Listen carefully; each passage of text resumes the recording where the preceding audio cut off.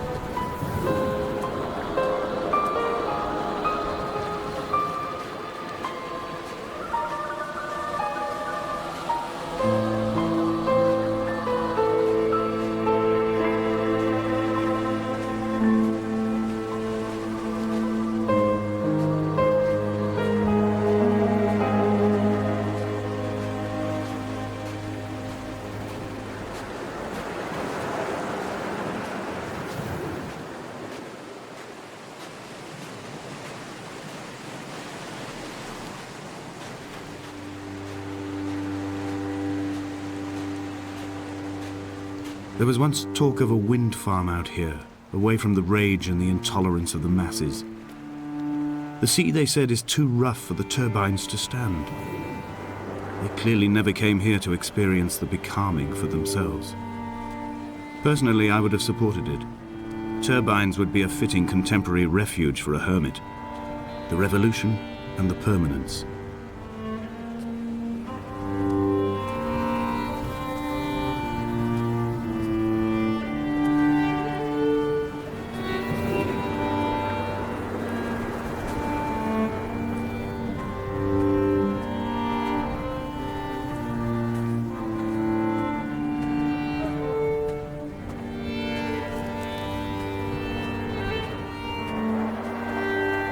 The mount is clearly the focal point of this landscape.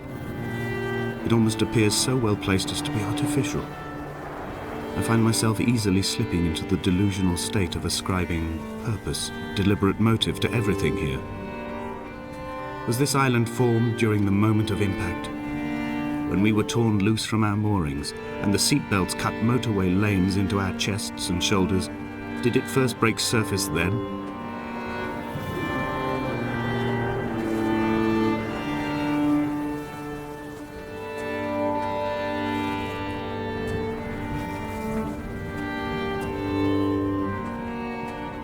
When someone had died or was dying, or was so ill they gave up what little hope they could sacrifice, they cut parallel lines into the cliff, exposing the white chalk beneath. You could see them from the mainland or the fishing boats, and know to send aid or impose a cordon of protection, and wait a generation until whatever pestilence stalked the cliff paths died along with its hosts. My lines are just for this. To keep any would-be rescuers at bay. The infection is not simply of the flesh.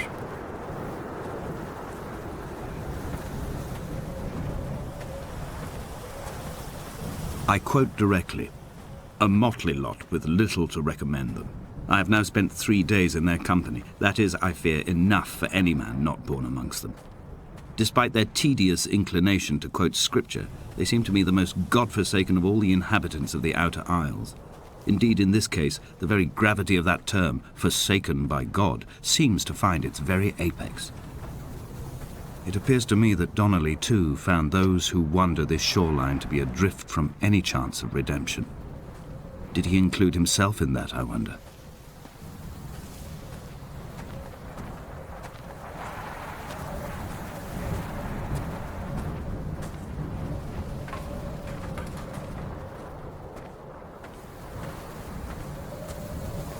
Dear Esther, I met Paul. I made my own little pilgrimage. My Damascus, a small semi-detached on the outskirts of Wolverhampton. We drank coffee in his kitchen and tried to connect to one another. Although he knew I hadn't come in search of an apology, reason or retribution, he still spiraled in panic, thrown high and lucid by his own dented bonnet. Responsibility had made him old. Like us, He'd already passed beyond any conceivable boundary of life.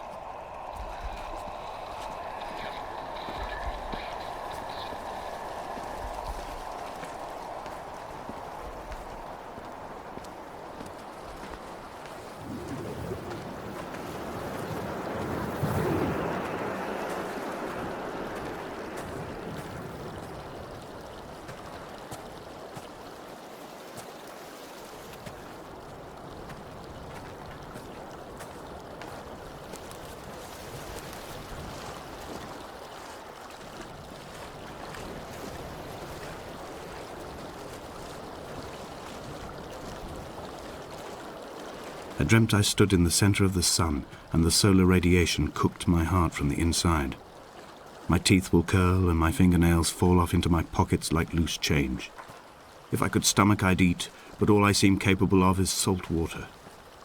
Were the livestock still here, I could turn feral and gorge. I'm as emaciated as a body on a slab, opened up for a premature source of death. I've rowed to this island in a heart without a bottom, all the bacteria of my gut rising up to sing to me.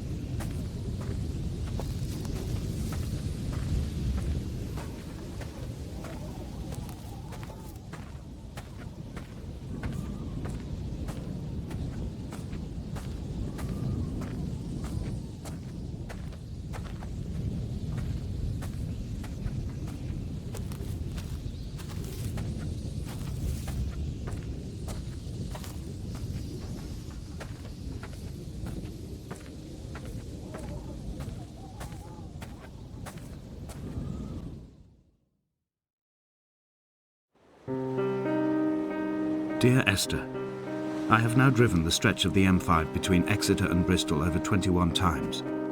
But although I have all the reports and all the witnesses, and have cross-referenced them within a millimetre using my Ordnance Survey maps, I simply cannot find the location. You'd think there would be marks to serve as some evidence.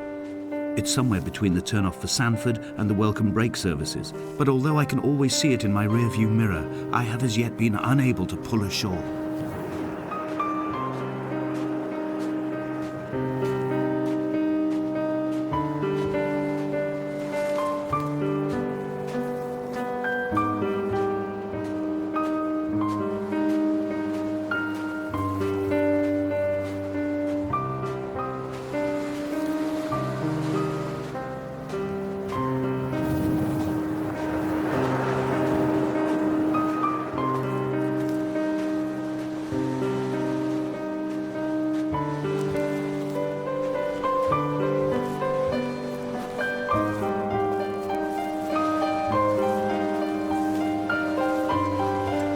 I had kidney stones and you visited me in the hospital.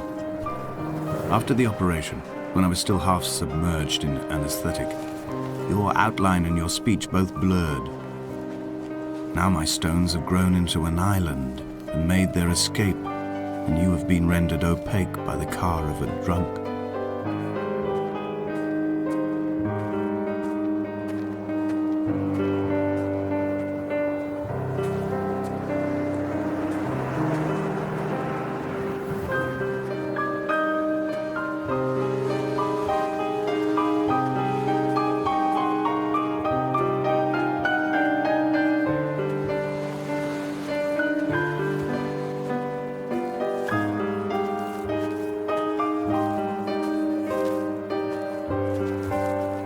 I'd begun my ascent on the windless slope of the western side.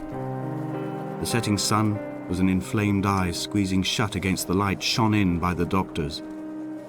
My neck is aching through constantly craning my head up to track the light of the aerial. I must look downwards, follow the path under the island to a new beginning.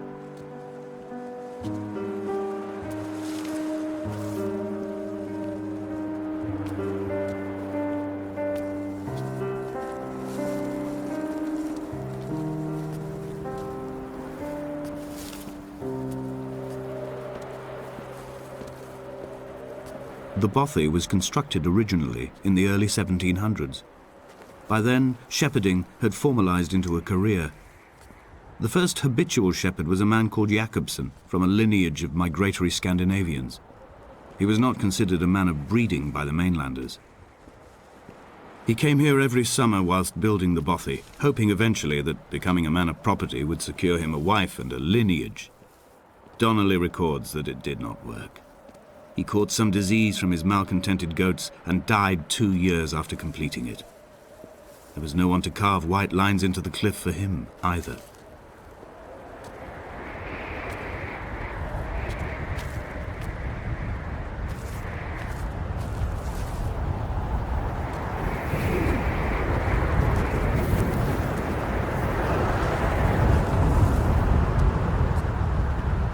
In a footnote, the editor comments that at this point, Donnelly was going insane as syphilis tore through his system like a drunk driver. He is not to be trusted. Many of his claims are unsubstantiated, and although he does paint a colourful picture, much of what he says may have been derived directly from his fever. But I've been here, and I know, as Donnelly did, that this place is always half imagined.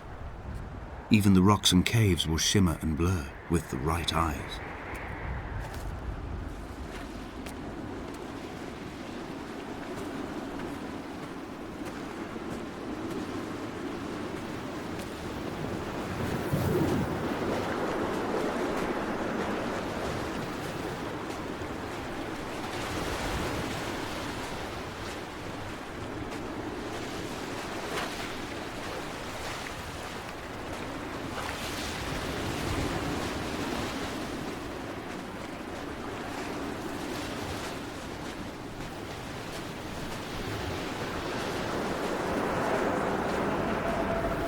Climbing down to the caves, I slipped and fell and have injured my leg.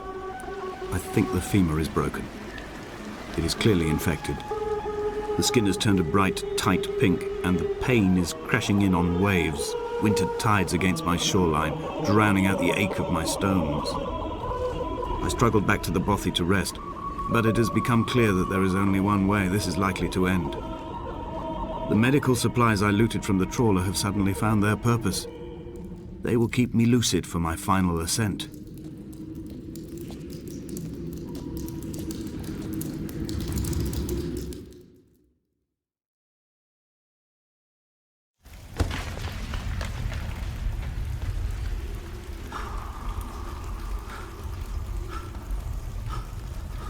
From here, this last time, I have understood there is no turning back. The torch is failing along with my resolve. And hear the singing of the sea creatures from the passages above me, and they are promising the return of the gulls.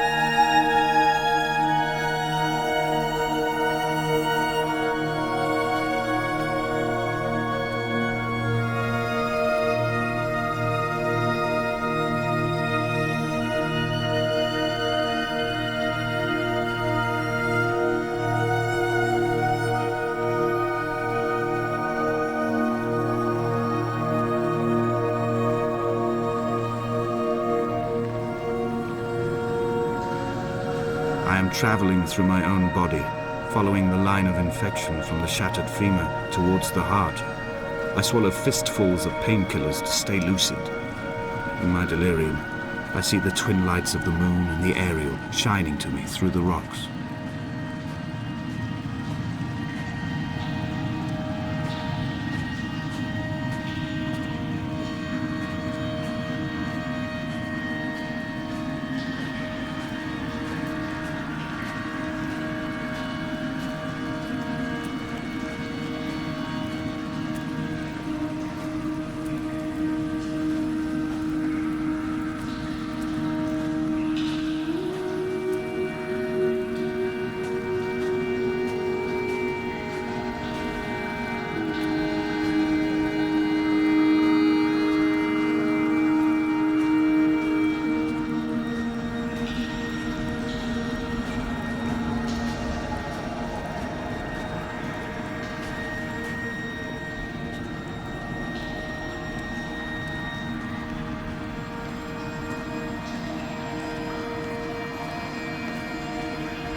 When I was coming round from the operation, I remember the light they shone in my eyes to check for pupil contraction. It was like staring up at a moonlit sky from the bottom of a well. People moved at the summit, but I could not tell if you were one of them.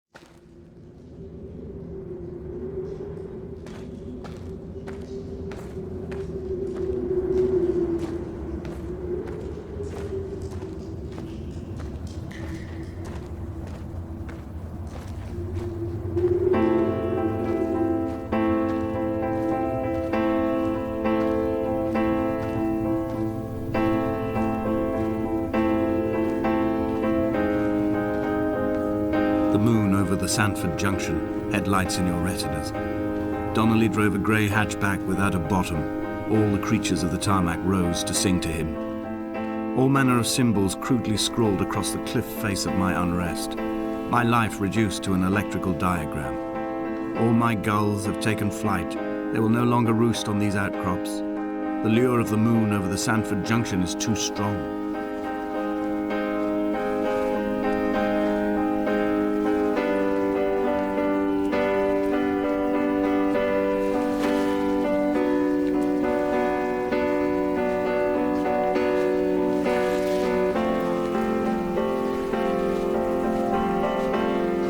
Dear Esther, I find each step harder and heavier. I drag Donnelly's corpse on my back across these rocks, and all I hear are his whispers of guilt, his reminders, his burnt letters, his neatly folded clothes. He tells me I was not drunk at all.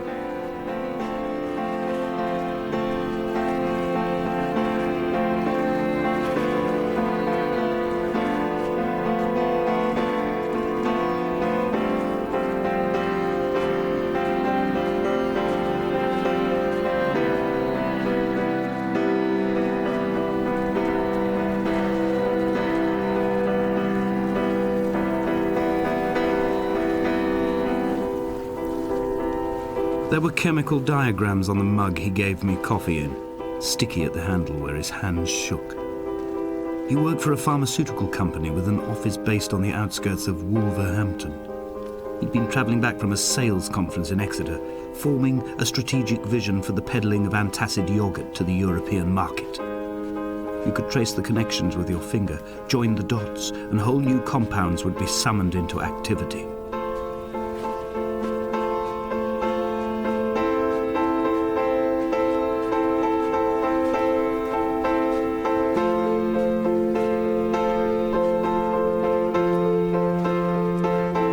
From here, I can see my armada. I collected all the letters I'd ever meant to send to you, if I'd have ever made it to the mainland, but had instead collected at the bottom of my rucksack, and I spread them out along the lost beach. Then I took each and every one, and I folded them into boats. I folded you into the creases, and then, as the sun was setting, I set the fleet to sail. Shattered into 21 pieces, I consigned you to the Atlantic, and I sat here until I'd watched all of you sink.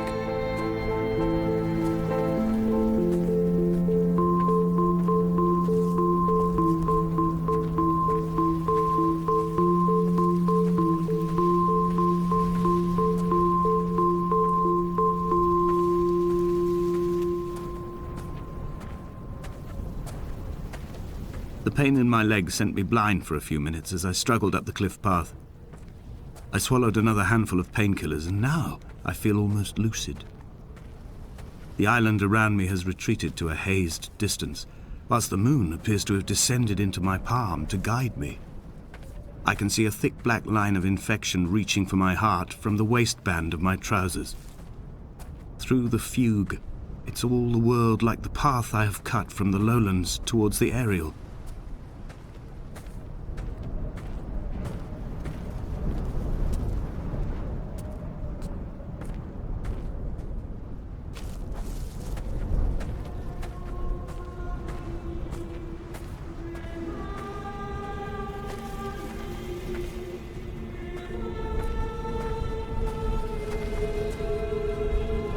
I've begun my voyage in a paper boat without a bottom.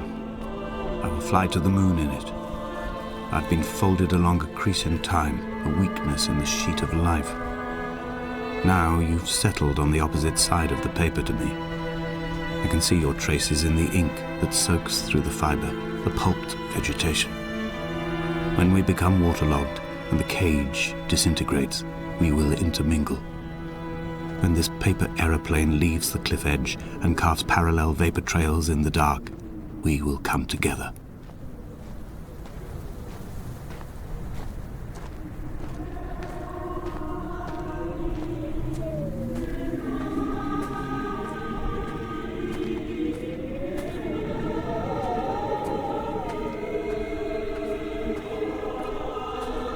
If only Donnelly had experienced this, he would have realized he was his own shoreline, as am I.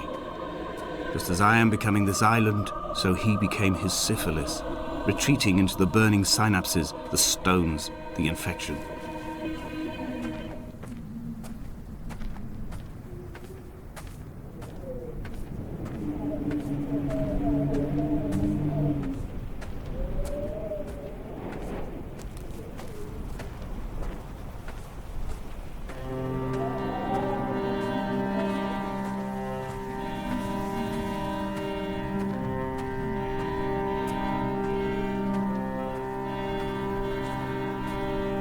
There are headlights reflected in these retinas, too long in the tunnels of my island without a bottom. The sea creatures have risen to the surface, but the gulls are not here to carry them back to their nests. I've become fixed, open and staring, an eye turned on itself. I've become an infected leg whose tracking lines form a perfect map of the junctions of the M5. I will take the exit at mid-thigh and plummet to my Esther.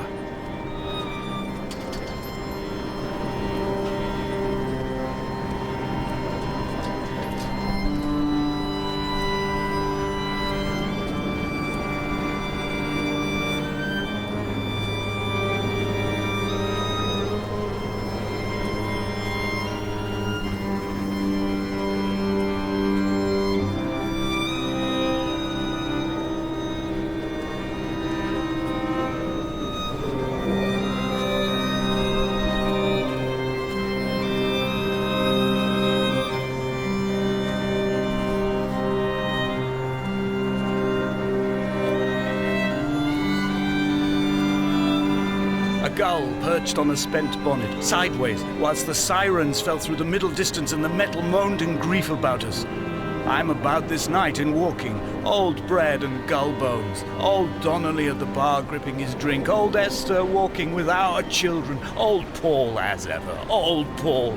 He shakes and he shivers and he turns off his lights alone.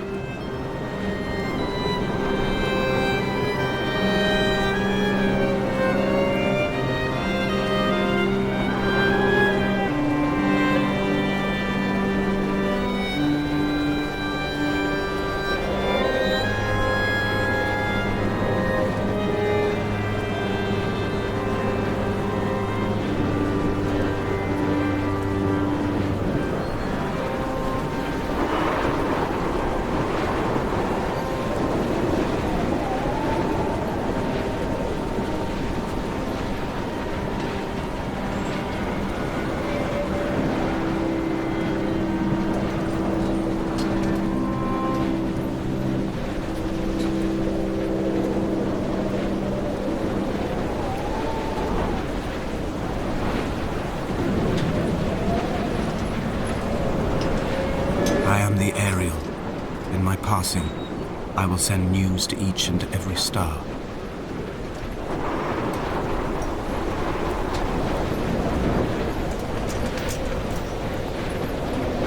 Dear Esther, I have burnt my